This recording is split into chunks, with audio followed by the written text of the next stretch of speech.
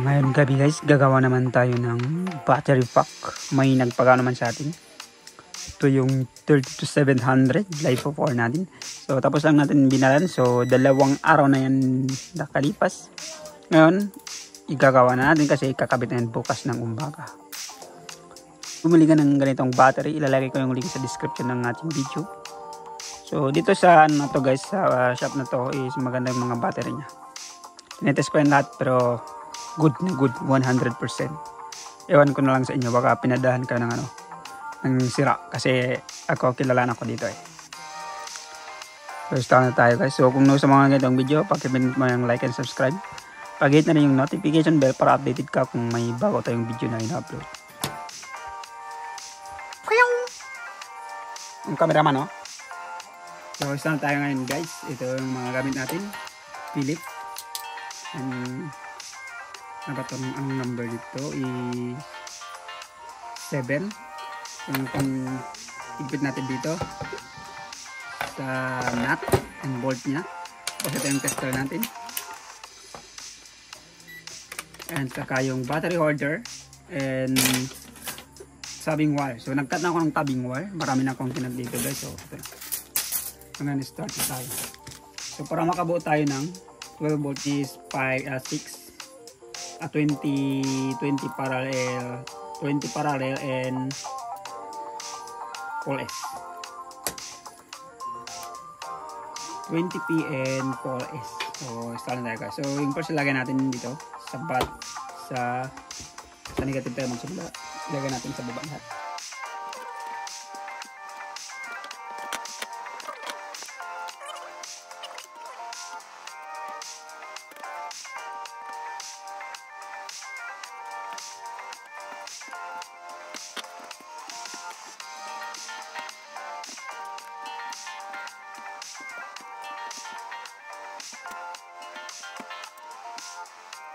Tapos na tayo dito guys. Ang susunod na gagawin natin is ilalagyan tayo ng battery holder. Ito, dito sa taas. Ganun.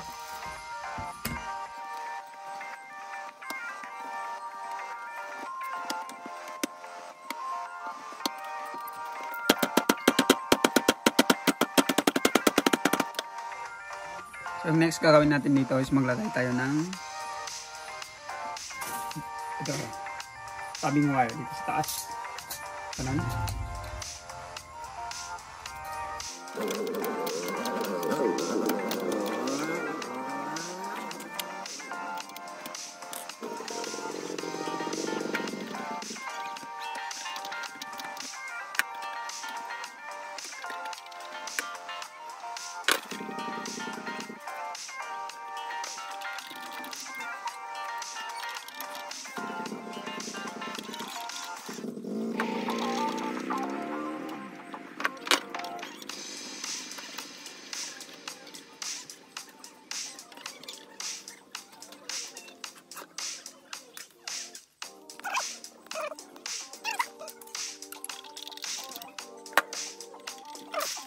So yung next natin guys, maglagay naman tayo ng ito, battery holder dito sa taas.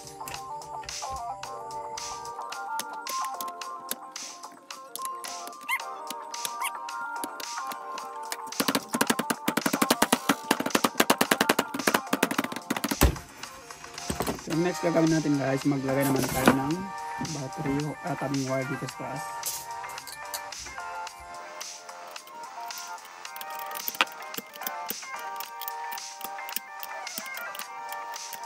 Patong naman natin. So kung makita nyo is 1, 2, 3. Ito na yung pangatlo natin. Sige.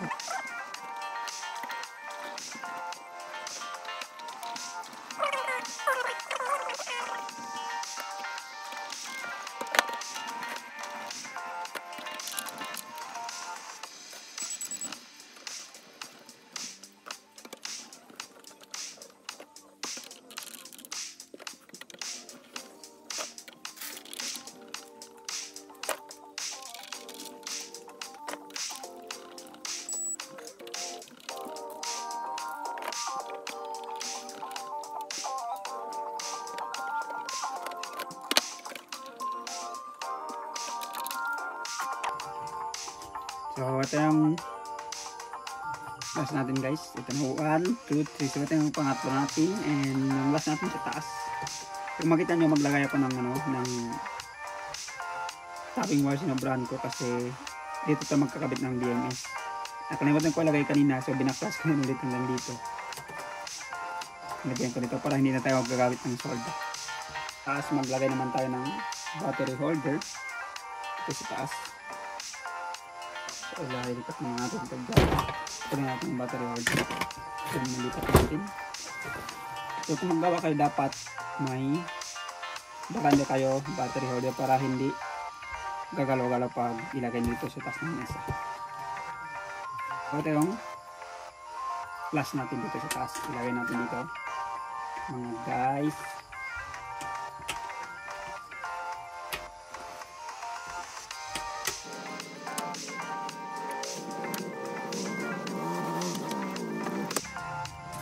Yung next gagawin natin, maglagay naman tayo ng battery ay yung tapping wire dito sa taas. So yung ito, lagyan natin ng sobra para hindi ito babalik-balik tulad ng kanina. So ilagay natin dito. Of course, ilagay mo natin ito guys. Ganun. So yung next is ipatong natin dito sa taas.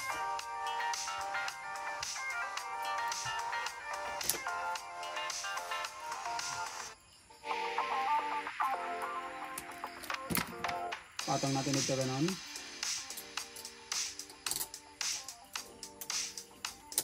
So sa ganitong paggawa nyo guys, dito na tayo magkabit ng BMS and active balance ng wire nya. Hindi na tayo gagamit ng solda. Ilagay natin yung last natin.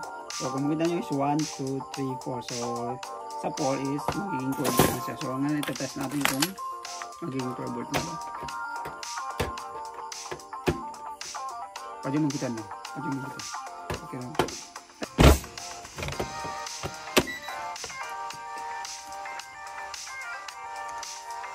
So kung makita nyo guys is 13.2. So ibig sabihin tama na yung paggawa natin. 13.2. So ito lang natin guys. Ikabit na natin lahat.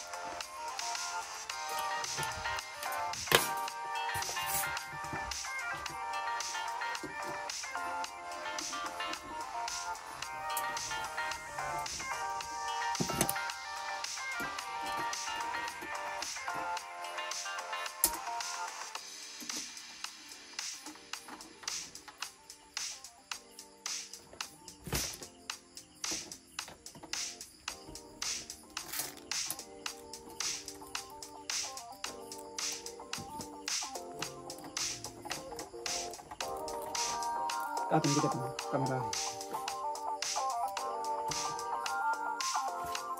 Malapit na matapos guys, dalawa na lang yung natin nakabit. So dito sa video natin ngayon, pag kakabit natin ng BMS, ang video naman natin. Kakabit natin yung BMS and active balance. Makita natin yung glass. Tapos maglagay naman tayo ng battery holder dito sa taas and tapping wire para matatahan tayo. Tapos maglagay natin ng nut and bolt.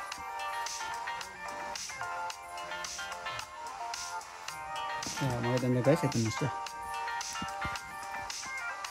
Tapos na yan guys, tapos na. 1, 2, 3, 4. So maglagay tayo dito ng battery holder and tapping wire para may kabit na natin yung BMS. Tapos na tayo dito guys. Ito na. Yung gagawin na lang natin ngayon is magkakaglagay tayo ng bolt and nut. So kung makita natin yung bolt natin and nut. Yan. Ito yung nut, ito yung bolt. So maglagay tayo dito sa taas para may lagay natin doon yung sa baba.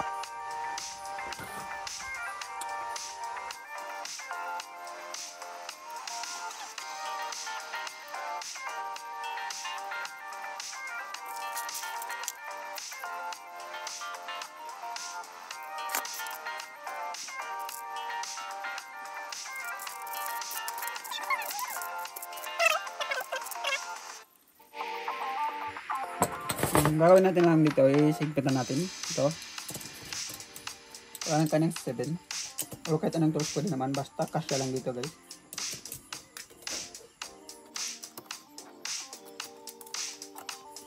tapos na tayo dito guys. So ito hindi ko pa hinipitin kasi dito tayo magkakabit ng BMS mamaya. So yung ilaga naman tayo ng bolt yung sa baba. Ito tapos na. 1, 2, 3, 4. Ngayon dito naman tayo maglagay ng nut dito sa main ng positive. Ito yung main ng negative sa baba. Ito yung main ng positive. So ito tapos natin lagyan ng mga bolt and nut niya. So dito naman tayo maglagay guys.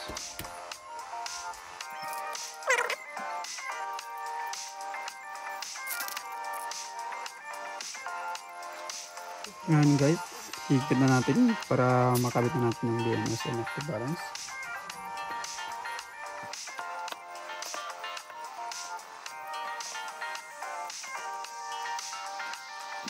So tapos na tayo dito guys, nahigpit na natin lahat ng bolt niya. Okay na yan. So ngayon ilalagay natin yung BMS and active balance.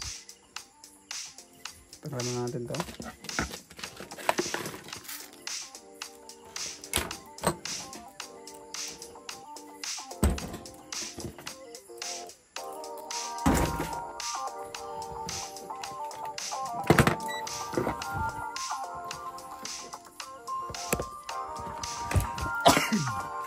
So, ito na yung star niya guys, kung makita nyo.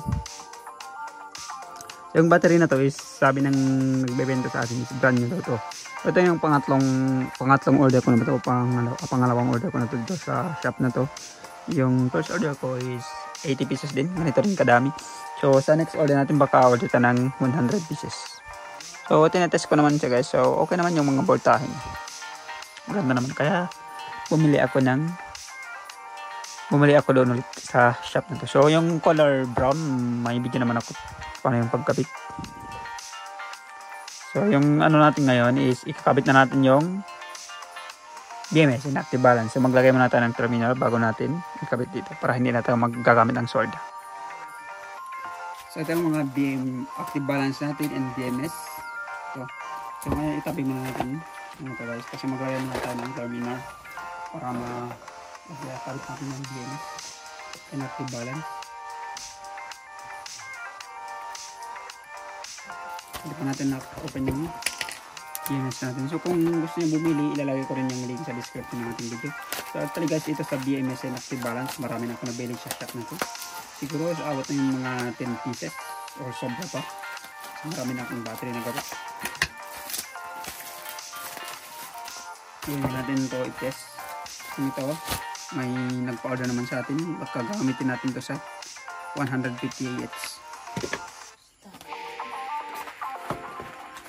Ito yung wire and ito yung active balance. So ito itapan natin.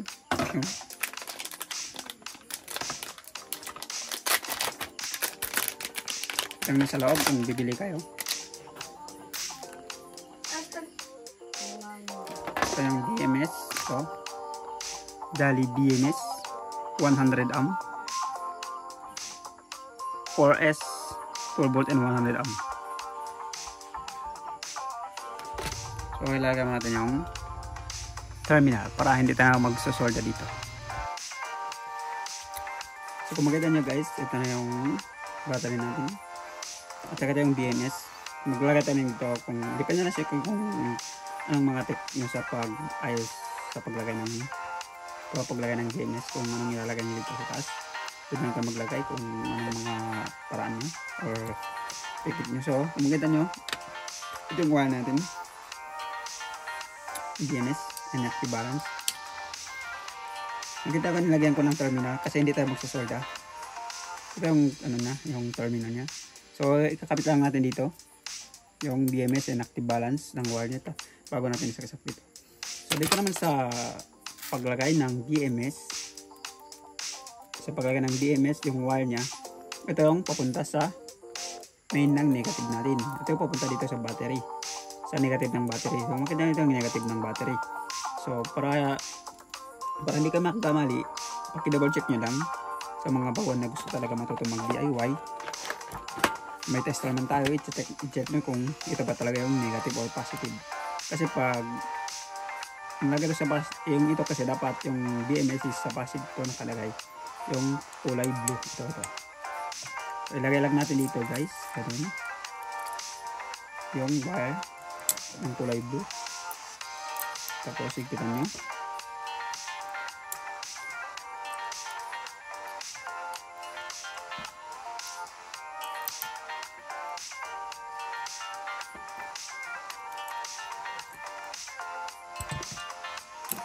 Ganun lang guys. So kaya nang bahala kung anong mga techniques sa pag-ayos ng BMS and active balance. Ilalagyan natin ganun. Sa akin nilagay ko lang ng ganun. Parang yun ang posisyon ng BMS and active balance. Ito ganun lang. Kita kabutasan ko to para malagay ko ng cable tie. Ito. Para hindi siya gagalaw. O maglagay tayo ng electrical tape or packing tape. Wala kasi tayong pang-battery tayo. So, harap na tayo ng paraan kung anong kapit dito. So, ito na yung battery natin guys. Tapos ko na inayos yung BMS and active balance. So, yung active balance ilagay ko sa taas.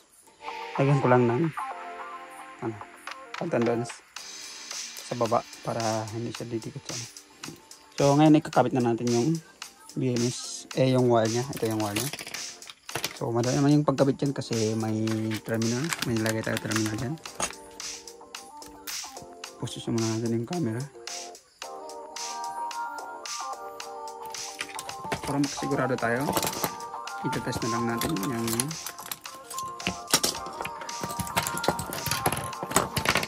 kung saan dyan yung positive. Para iwas discrash yung mga angkol.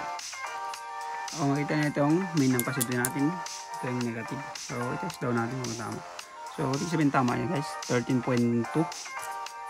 Ngayon ilalagay na natin yung wire nya.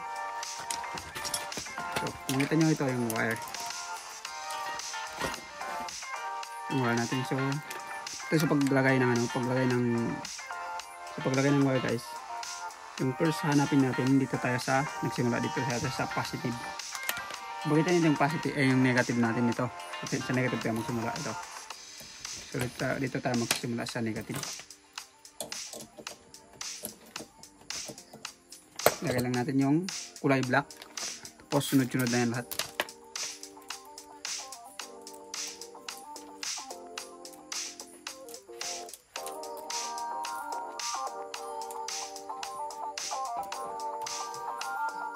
Ito. Ano tayo ng nut dito guys. Try natin. So yung next natin dito natin ilagay kasi hindi tayo magsasolda ngayon.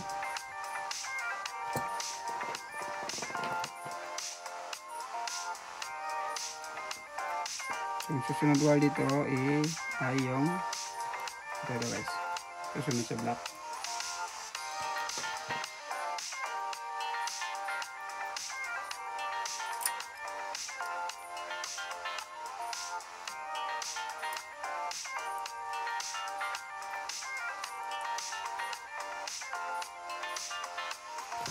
So, higpitan na natin guys para hindi siya gagalaw.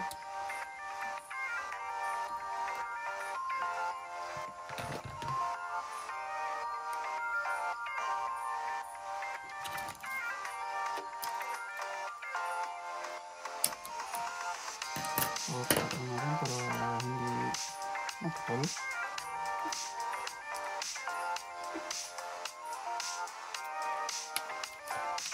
So, yung next natin dito yung yellow. So, sunod-sunod naman yan guys. Sa black and susunod sa black. Sunod-sunod naman.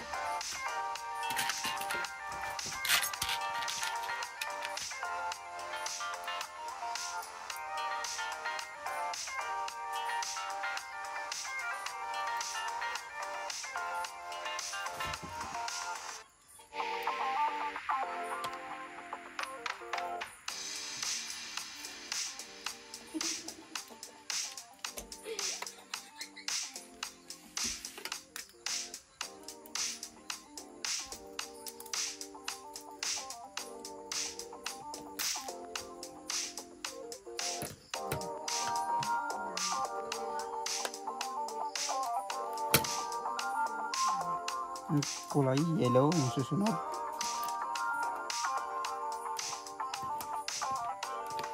Ito. Yung white pala guys, sorry. So sunod-sunod naman yan lahat. Dito natin ikabit. So yung last natin, yung positive, dito sa mga positive natin lagay.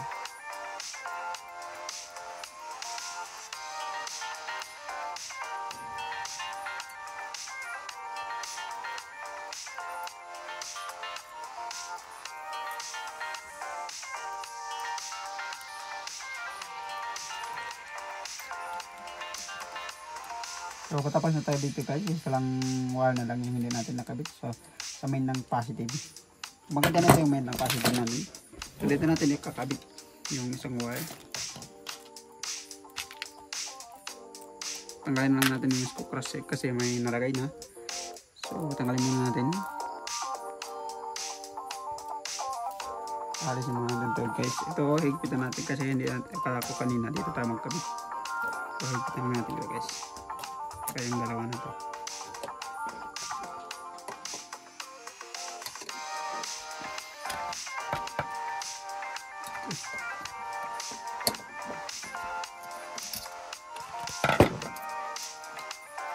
Makita nyo, ito yung kulay black, tapos yung susunod sa black dito natin ilagay, tapos yung susunod dito naman ilagay, tapos yung susunod dito naman natin ilagay. So yung positive dito natin ilagay.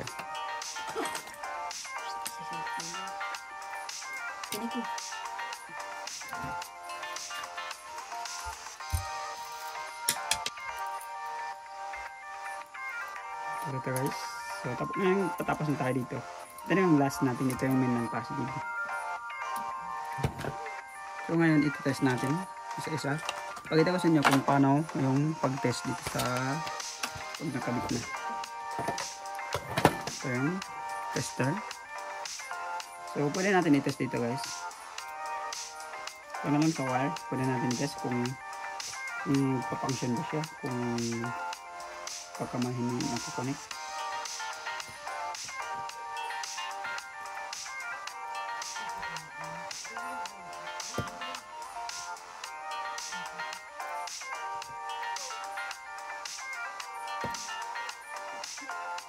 So okay na siya guys.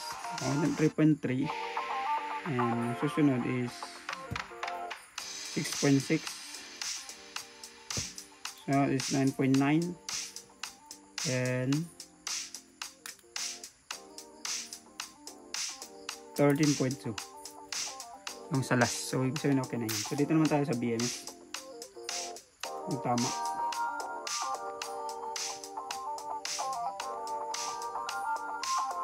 So hindi maabot yung wire niya guys. So ngayon ipakabit na natin. Dito sa pagkabit hindi naman papasok pag hindi katugma yung paglagay. So naman guys, pakabit lang natin dito BMS, ganun din. Ngayon ito-test natin kung okay na siya. So ito tayo kukuha ng dito natin nilagay yung mga positive, karugtong ng BMS and negative. Ayan lang. Yung positive dito. So ibig sabihin ko pagkano na siya guys. So 13.2. So yung tester ko may sira dito. So ibig sabihin okay na yun, 13.2. So next natin ilalagay yung ito. May na yung wire ng active balance. So ganun lang yung paglalagay. Makita nyo guys, ilaw na. Yellow. So ibig sabihin na okay na yan. Wala na yan problema. So yung ayusin na lang natin ngayon yung wire nya para makatulog na tayo. So ito na yung battery natin guys. Kung gusto mong ganitong video, pakipindot na yung like and subscribe. Pag-hit natin yung notification bell para ma-update ka kung may bago tayong video na ina-upload. So thank you for watching.